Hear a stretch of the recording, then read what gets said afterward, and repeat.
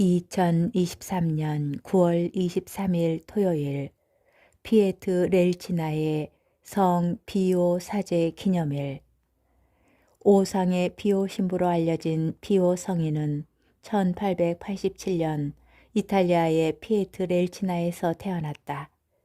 카푸친 작은 형제에 입회하여 1910년 사제품을 받은 그는 풀리아의 산조바니 로톤도 수도원에서 사목적 열정으로 봉사 직무에 헌신하면서 신자들의 영성을 지도하고 참회자를 화해시켰으며 가난한 이들과 병자들을 보살피고 기도와 겸손으로 하느님의 백성을 섬겼다.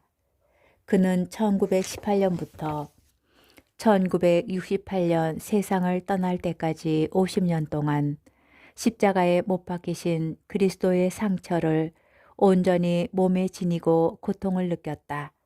2002년 성 요한 바오로 2세 교황이 시성하였다. 제1독서 사도 바오로의 티모테오 1서 6장 13절에서 16절의 말씀입니다. 사랑하는 그대여, 만물에게 생명을 주시는 하느님, 그리고 본시오 빌라도 앞에서 훌륭하게 신앙을 고백하신 그리스도 예수님 앞에서 그대에게 지시합니다. 우리 주 예수 그리스도께서 나타나실 때까지 흠없고 나무랄 데 없이 계명을 지키십시오. 제때에 그 일을 이루실 분은 복되시며 한 분뿐이신 통치자, 임금들의 임금이시며 주님들의 주님이신 분, 홀로 불사불멸하시며 다가갈 수 없는 빛속에 사시는 분, 어떠한 인간도 뵌 일이 없고 뵐 수도 없는 분이십니다. 그분께 영예와 영원한 권능이 있기를 빕니다. 아멘. 주님의 말씀입니다. 복음, 루카복음 8장 4절에서 15절의 말씀입니다. 그때에 많은 군중이 모이고 또 각고을에서 온 사람들이 다가오자 예수님께서 그들에게 비유로 말씀하셨다. 씨 뿌리는 사람이 씨를 뿌리러 나갔다. 그가 씨를 뿌리는데 어떤 것은 길에 떨어져 발에 짓밟히기도 하고 하늘의 새들이 먹어버리기도 하였다. 어떤 것은 바위에 떨어져 싹이 자라기는 하였지만 물기가 없어 말라버렸다.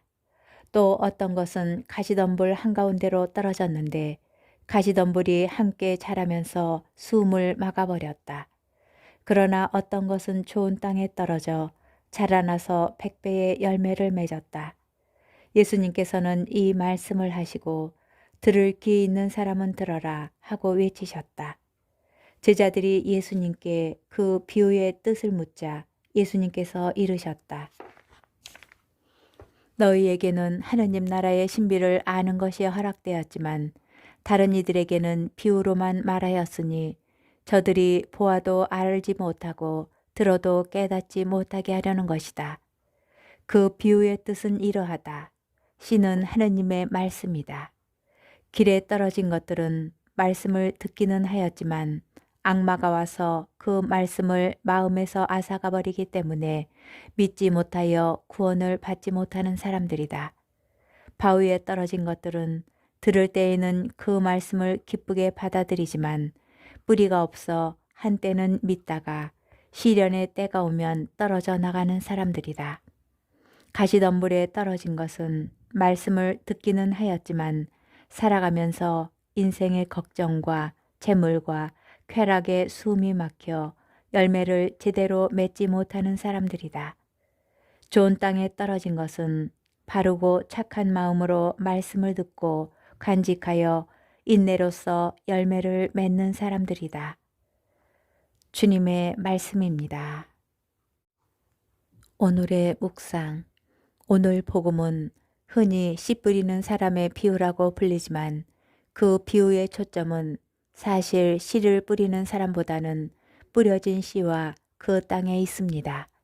씨는 하느님 말씀이기에 농부가 씨를 뿌리는 모습은 예수님께서 여러 고을을 두루 다니시며 하느님 나라의 복음을 선포하시는 모습을 떠오르게 합니다.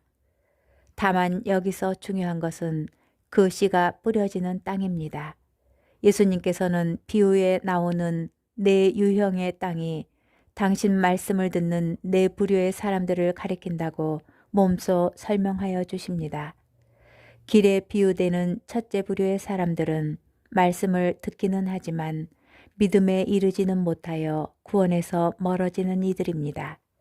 악한 세력이 그 말씀을 믿지 못하도록 방해한다는 것입니다.